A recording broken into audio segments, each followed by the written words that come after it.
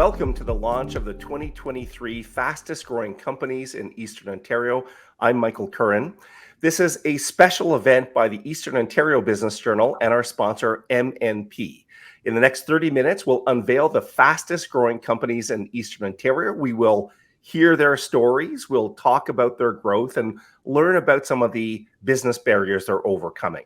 Before I go any further, let me introduce my colleague in this project and event. Please welcome the Editor-in-Chief of Eastern Ontario Business Journal. Here is Anne Howland. Welcome, Anne. Hi, Mike. Good to be here. It is, yeah. I'm excited to have you with us and talk about this this project, Anne. So tell us about Fastest Growing Companies and kind of how we run this project.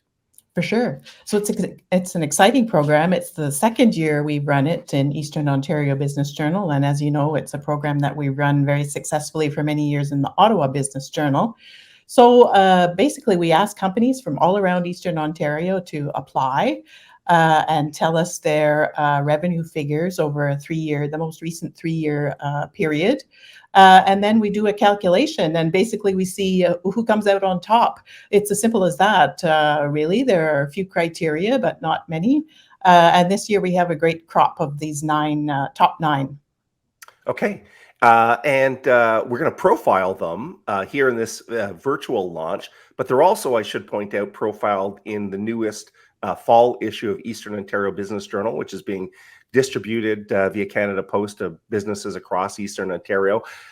We profiled, or your team profiled, all of the recipients. What are some of the things you heard in terms of the barriers that companies are hitting, and how they're kind of overcoming those barriers? Yeah, for sure. So first of all, it was great to see some companies back from last year and some new companies as well. I think what I heard, again, was a lot about people. Any company needs good people. They need a great cultural fit. But I think when you're growing extremely quickly, obviously you need the people to help you. So that was a consistent theme I found in some of the responses from the top nine. Equally process. So that was kind of interesting. Obviously, if you're struggling to find people, your processes, whether they're streamlined, whether they're efficient, whether they're productive, becomes even more important. So I found that was an interesting observation too.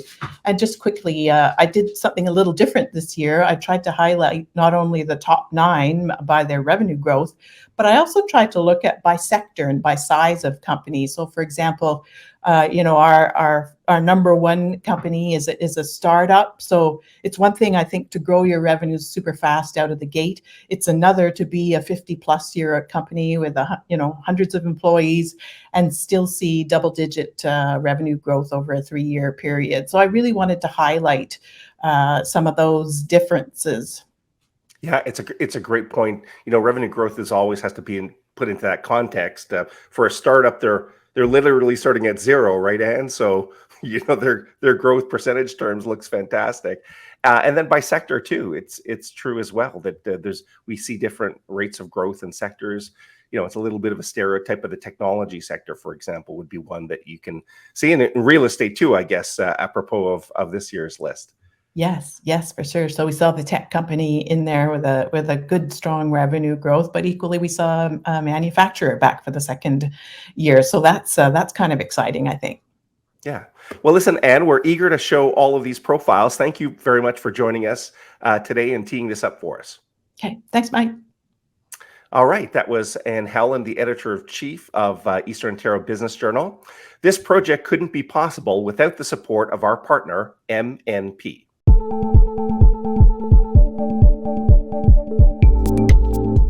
All right, joining us now is one of the partners from MNP's Kingston office. Please welcome Ryan Moore. Hello, Ryan. Hi, how are you doing? Good. I hope things are going well in Kingston today. And, while we're talking about Kingston, why don't you tell me a little bit about MNP's Kingston office and how the office helps fast-growing companies? Yeah, absolutely. So our office here in Kingston has about 70 to 80 staff, and we specialize in serving sort of small to medium-sized corporations.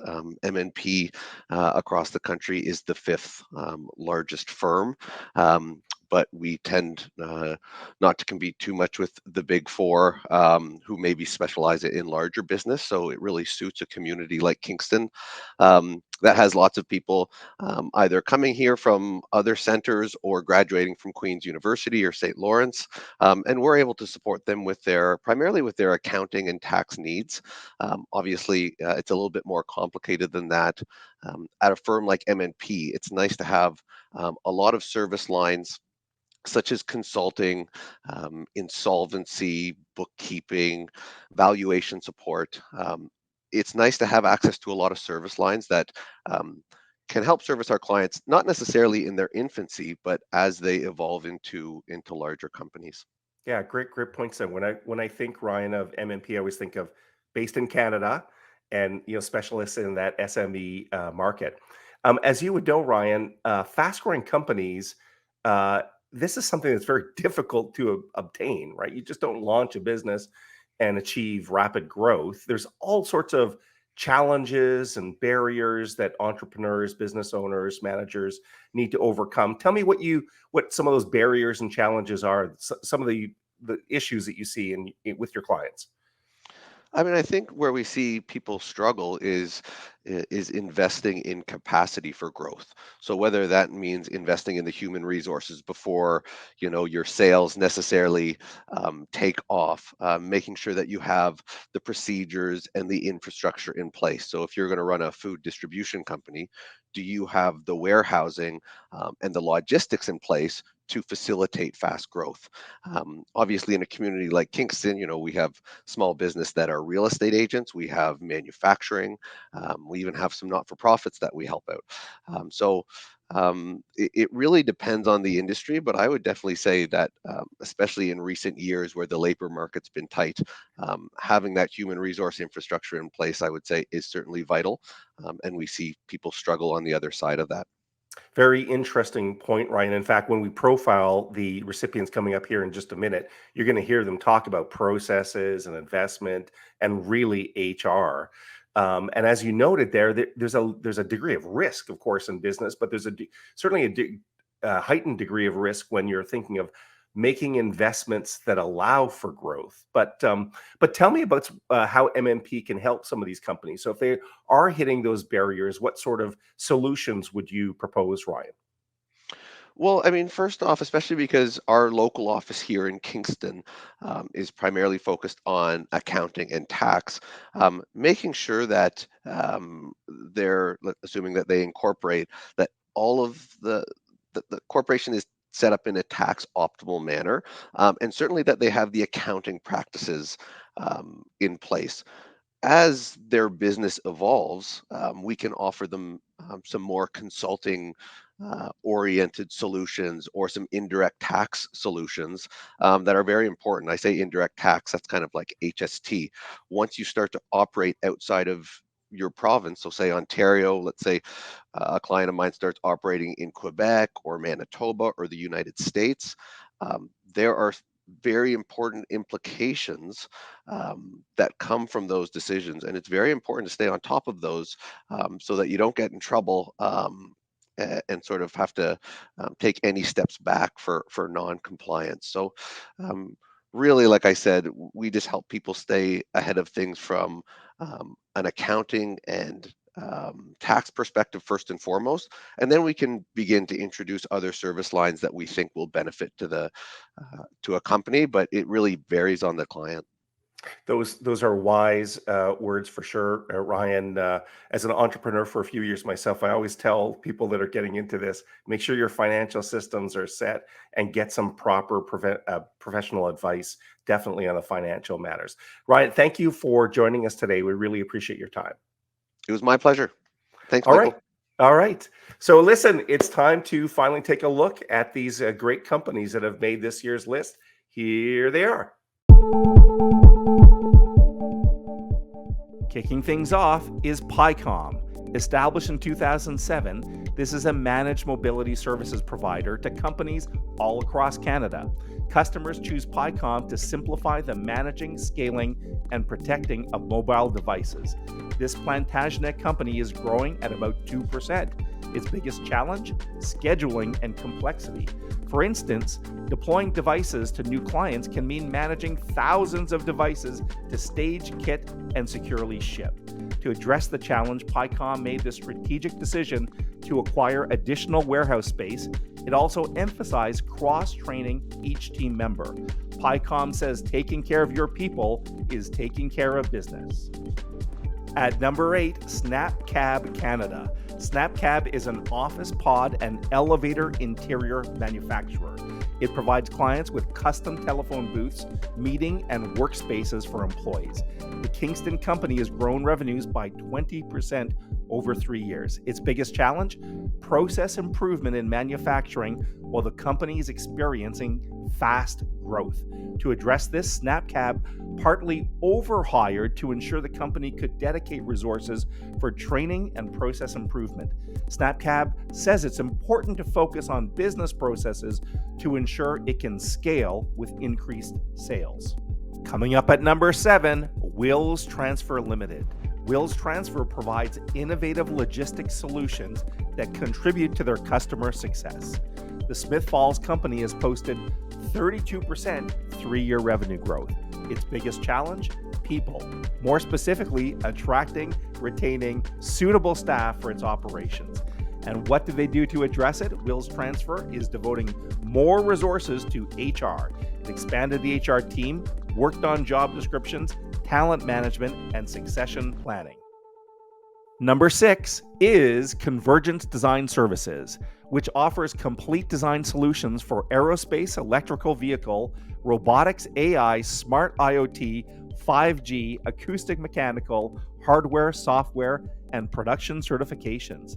This Arn Prior company's revenue has grown by 108% in 3 years. Its biggest challenge?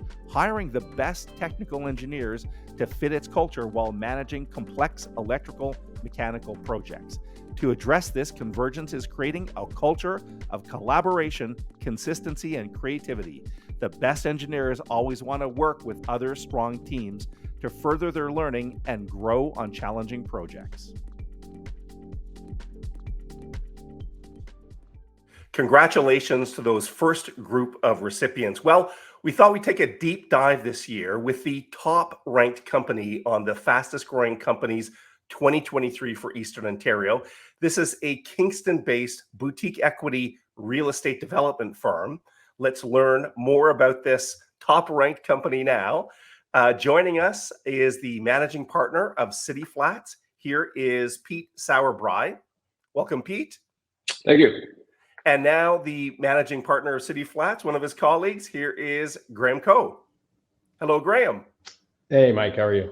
Thanks for being here. We're excited to explore all this remarkable revenue growth with both of you. Pete, we're going to start with you. Just give us a general description of what City Flats is. Sure. Yeah. So City Flats is brainchild of Graham and I. We are a boutique private equity real estate development firm. We're based here in Kingston, like you mentioned, and we essentially acquire, develop, build, and asset manage our real estate portfolio. So we're looking to buy land and develop real estate, mostly multifamily, and we focus in the southeastern Ontario region. We're structured in limited partnerships, so essentially we act as the lead investor and the general partner in all our projects, and we bring alongside our group of investment partners to help invest in the project and act as equity partners along the way with us. Okay, that's a great model. Graham, give us a sense of what City Flats is developing. What projects are you working on right now? Sure. So we've got 6 projects on the go right now at various stages, from planning and development to active construction. As Pete mentioned, we're focused primarily on multifamily and residential housing. That's our focus in terms of asset class for the region. In terms of our pipeline, we've got about 600 units in the pipeline, or about $300 million in project value at the moment. But we're always seeking new opportunities, and we're working on some new longer horizon investment vehicles for 2024 that focus on the region, as we're very bullish on the region that we operate in. And Graham, you're not specifically focused on Kingston. You're working in some of the outlying communities or communities around Kingston as well. Is that correct? Yeah, that's correct. So Kingston and the surrounding area, and over the next few years, we're looking to move east towards the nation's capital. Okay. Well, we'll see if you make the big move. That's exciting news. And Pete, as we mentioned, City Flats is the #1 ranked company on our list this year, and it's posted, quadruple-digit revenue growth. Give us a little bit of that story. The company's not that old, so to go from zero to millions in revenue is a remarkable thing. Yeah, it's been quite a ride. I got to admit.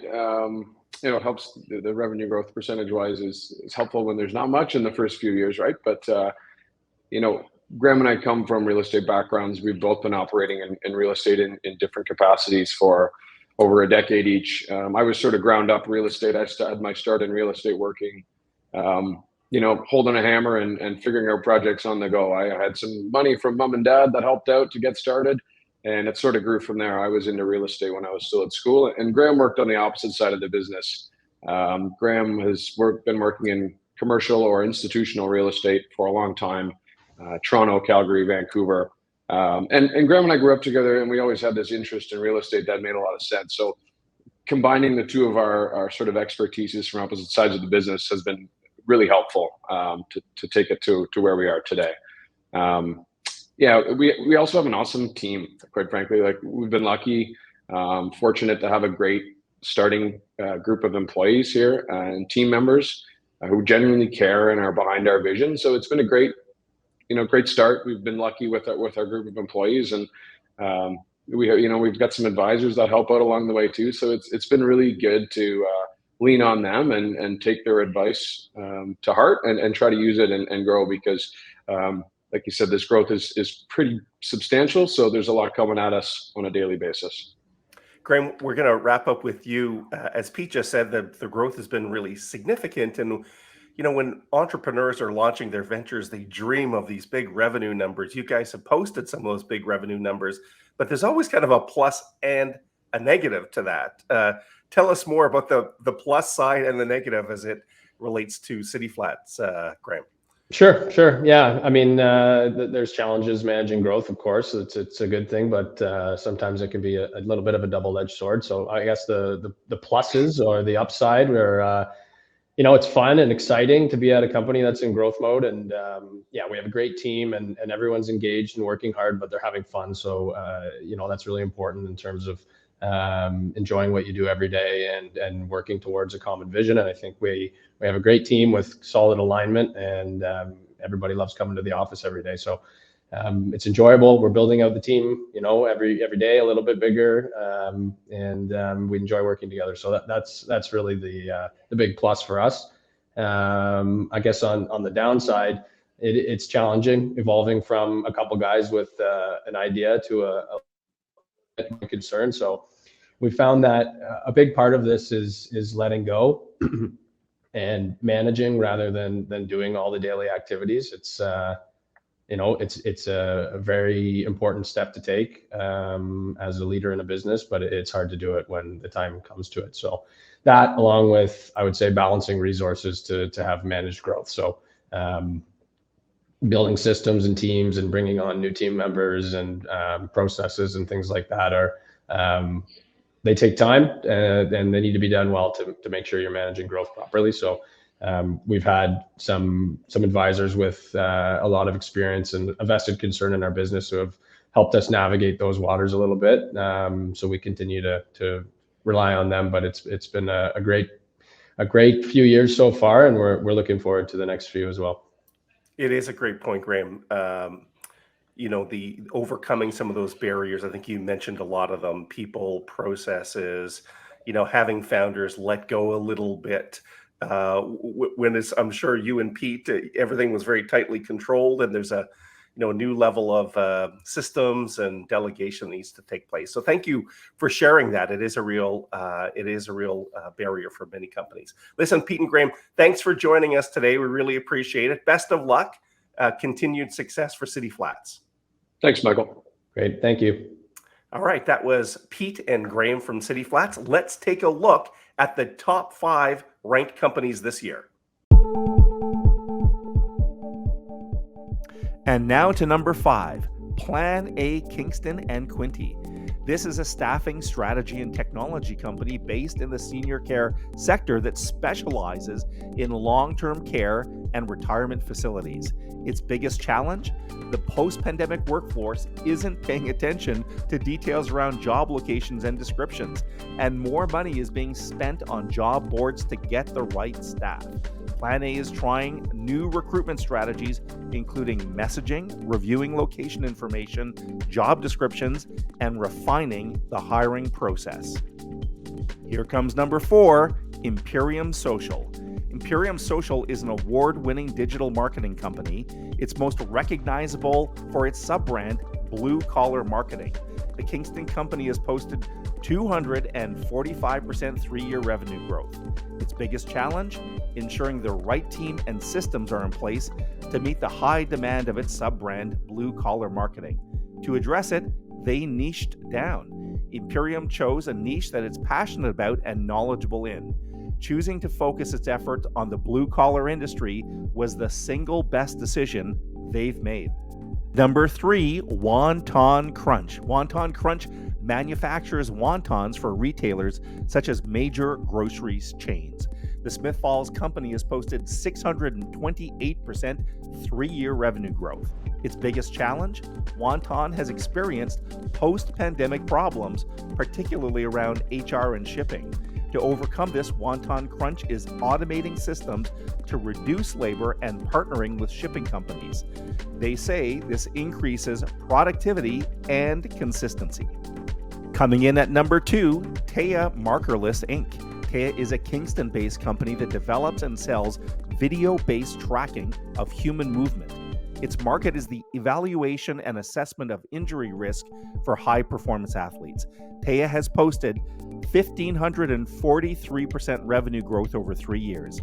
Its biggest challenge? While it has been straightforward to sign up external sales channels, it has been challenging to motivate and train these channels. Taya is growing its internal sales team and hiring someone to onboard distributors. And the number 1 fastest growing company in Eastern Ontario, City Flats Asset Management. City Flats specializes in developing multi-residential real estate investments. It tackles this while delivering strong investment returns for its investors. Remarkably, City Flats has achieved 1,658% 3-year revenue growth. Its biggest barrier? In the early days, the co-founders were handling every detail of the business. To overcome this barrier, they implemented a system and structure that's been foundational to their growth while maintaining accountability. Ladies and gentlemen, there you have it. The 2023 fastest growing companies in Eastern Ontario. We promised you stories of outstanding growth. We have stories of companies overcoming business challenges. I think we delivered here. So hope you enjoyed all of those profiles, and a big congratulations to all of the recipients this year that were profiled. Also want to give another thanks to MNP for its continued support of this project, and specifically this virtual event. If you're looking for a strategic and practical advice on how to grow, consider contacting MNP. Great to see their Kingston office thriving. That brings us to the end of the show. A reminder that you can visit eobj.ca, eobj.ca, to read the digital edition of Eastern Ontario Business Journal. This is the fall issue that focuses on the fastest growing companies. You can also sign up for EOBJ's monthly email newsletter. It's packed with great information. On behalf of all my colleagues at Eastern Ontario Business Journal, I want to thank you for watching and or listening. Stay tuned for more great information. Thanks for watching. Bye-bye, everyone.